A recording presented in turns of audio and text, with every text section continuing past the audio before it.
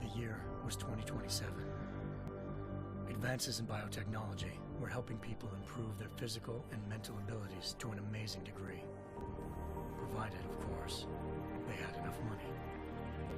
A new breed of people was emerging, half human, half machine. And in Detroit, at least, not everyone was happy to see it.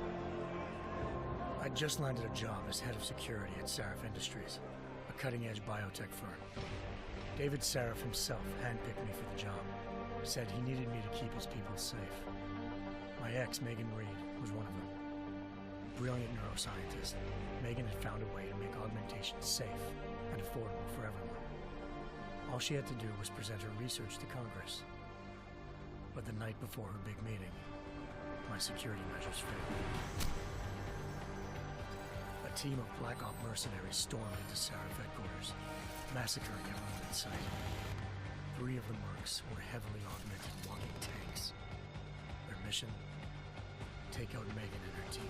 I tried to stop them, but their leader tossed me through a plate glass wall. Last thing I heard as his bullets slammed into my brain was Megan's dying scream. I should have died with her. Only I didn't. High-end military-grade enhancements saved my life. The best augmentation Sarif's money could buy. It took me half a year to get a feel for her. Should have taken longer. But 6 months into my recovery, Sarif Industries was attacked again. This time, by a radical group of pro-human purists. Violent, militant, and fanatically opposed to human augmentation. They claimed to be members of Humanity Front, a non-profit organization that wanted the UN to limit biotechnology research. The thugs broke into Sarif's factory and found machinists working overtime on a top-secret military augment called the Typhoon. Sarif sent me to retrieve it, and when I did, I found one of the so-called purists next to it, wired with cerebral implants, trying to download its classified specs. Obviously, something more was going on. The Aug killed himself before I could question him. Sarif ordered me to dig deeper, so with the help of Frank Pritchard, Sarif's head of cybersecurity, I did. Turns out a second hacker had been controlling the Aug's actions from somewhere off-site. Pritchard and I tracked his signal to a secret FEMA internment camp in Detroit. The Black Op mercenaries were there. The same mercs who'd left me for dead 6 months before. Figured they'd try again when they saw me. It wasn't so easy for them this time. I took out the tank named Barrett, even got him to give me a new lead. A penthouse apartment in China. Of course, we both knew it would be a trap in the end.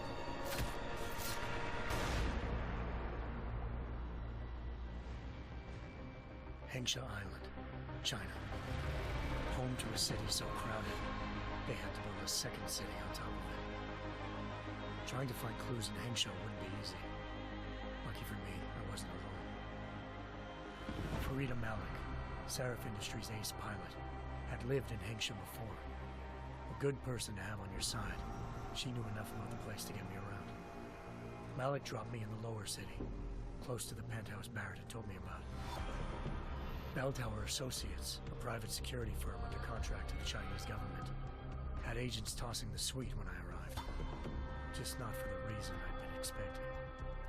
Turns out the man who lived there was a criminal hacker named Van Bruggen. The same hacker who'd been remotely controlling the AUG in Sarah's factory. Van Bruggen's panicked decision to force the man to commit suicide had been a mistake. Now his mercenary partners were gunning for him, and I needed to find him before they did. Locating Van Bruggen meant playing nice with the triads, Henksh's organized crime lords. They had the hacker holed up inside a low-rent capsule hotel. By the time I found him, Van Bruggen had no qualms giving up the woman who hired him. Zhao Yunru, president of the Taiyang Medical Corporation. According to Van Bruggen, Zhao wanted to monopolize the augmentation industry and had hired Black Op mercenaries to destabilize her competition. Seraph Industries was at the top of her list. To prove this, I needed to get inside TYM and grab a surveillance hologram off a server. I suspected Van Bruggen was hiding something when he told me this, but nothing could have prepared me for what I saw. Megan wasn't dead. She and her 4 best researchers had been kidnapped, spirited away somewhere while their kidnappers made it look like they were dead. Desperate to learn more, I confronted Zhao in her penthouse. She claimed to be a pawn in a bigger plan, and hinted at a group so powerful it controlled global interests at a whim. Then she slipped into a panic room and hit the alarm, forcing me to make a very quick exit. I figured Zhao was lying, but part of her confession made sense. David Seraph had been worried about his people. So worried, he'd required all of them to have subdermal locator devices surgically implanted. The GPOs would have been broadcasting the day of the attack. But Zhao said a single call to Picus, the world's leader in global 24-hour satellite news, I turned those signals off. I needed to fly to Picus headquarters in Montreal if I wanted to learn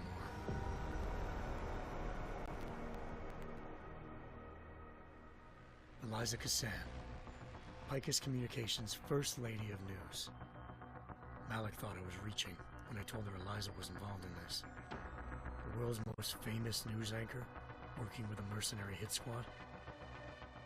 But when I confronted Cassan in her office, she freely admitted to jamming Detroit's satellites the night Megan's team had been taken.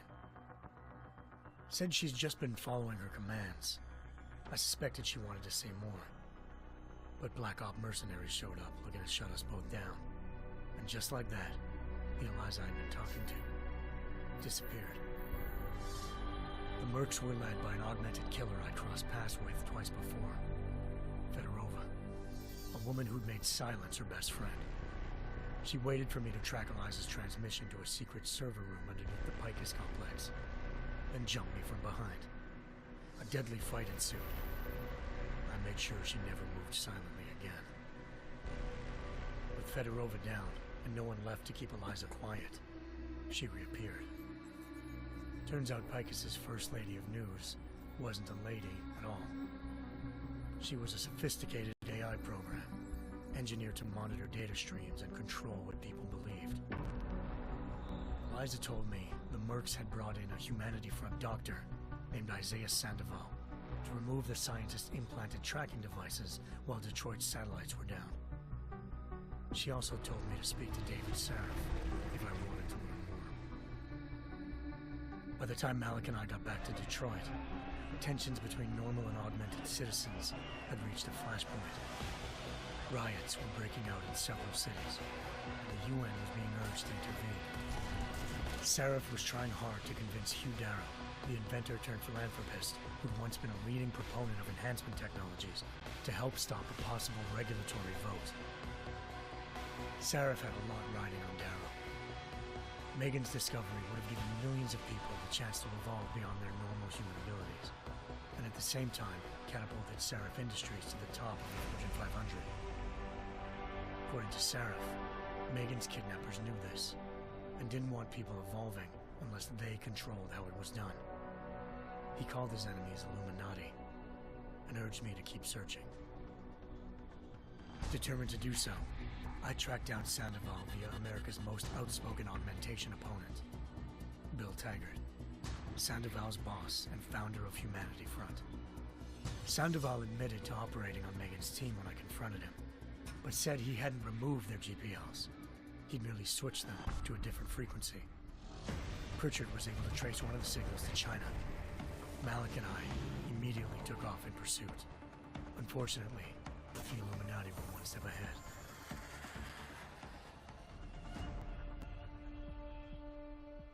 Ambushed. Shot out of the sky by Bell Tower Associates, seconds after entering Hengsha's airspace. Malik's piloting skills saved me. After a tense and bitter struggle, I escaped into Lower Hengsha. The tracking signal I was following led straight to the Triads, or more specifically, to the augmented arm of Tong Si-hung, leader of a gang of augmentation harvesters. Tong said they'd taken the arm off a corpse, which Bell Tower had left at their door, meaning at least one of Seraph's scientists was dead. Maybe not the rest of them, though. Tong pointed me to a port used for human trafficking and helped me slip aboard a Bell Tower ship. It was sailing to Rifleman Bank Station, a military base in the South China Sea. Bell Tower was holding kidnapped civilians as prisoners there, and using them to perfect the Hyron Project, a human-computer interface that left most of its test subjects dead. My search for Megan would have ended then, if not for a mysterious ally named Quinn.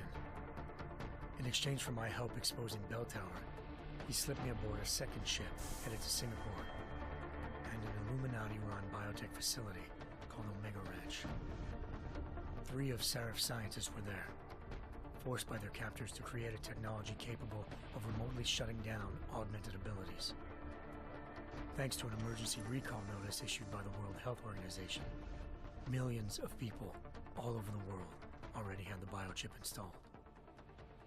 With the help of the scientists, I tracked Megan to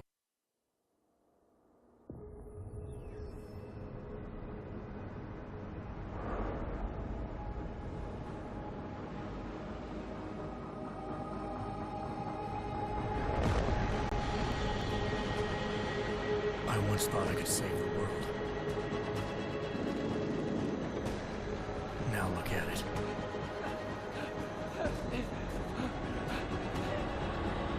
In yet another augmented terror attack, 251 passengers aboard sister airlines Flight 451 were killed when an augmented passenger broke into the plane's cockpit and ruthlessly butchered its flight crew.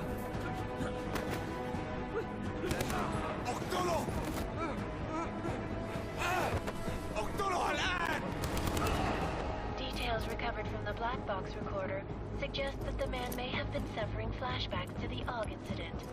That horrible day 2 years ago when augmented people all over the world flew into a psychotic killing spree, causing the greatest loss of life in recent history. Sometimes you just have to let go and embrace what you've become. Not gonna go all wonky on us now, Hansa, are ya? Well, if I do, McCready, I guarantee you'll never see it coming. Agent Jensen! Am I gonna have a problem with you? No, sir. No reason to assume you would. Good. Because you are the only augmented operative on this team, and I intend to make good use of you. Listen up, all of you. We've got a sandstorm barreling down our arse and we can't afford to make mistakes. We're going after this man, an arms dealer named Shepard. He's ex-Bell Tower, one of the Special Forces commanders who disappeared during the incident. And he's come out of hiding.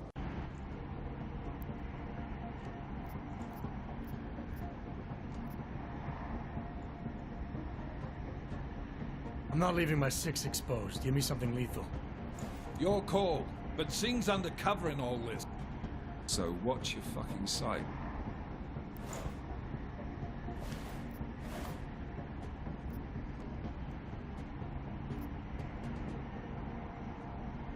Well, I'm not looking to play dice with anyone in there. Give me something with distance. Your call. Less chance of being seen and compromising Singh that way. One last thing, Jensen. Singh said that Jin are using some sort of portable Wi-Fi device to boost communications. He's got a better chance of maintaining cover if you disable it. We'll keep an eye out for it. But aren't we on the clock here? You said there's a sandstorm moving in. There is, and we got the intel on this mission at the very last minute. So we're scrambling a little. If it comes to it, your #1 priority is keeping the Jin out of that atrium. Copy that. Time to put away your happy thoughts, gentlemen. We're approaching. Task Force Action. This is Knife Leader. Engage Hush drives and descend to Angels 1-5.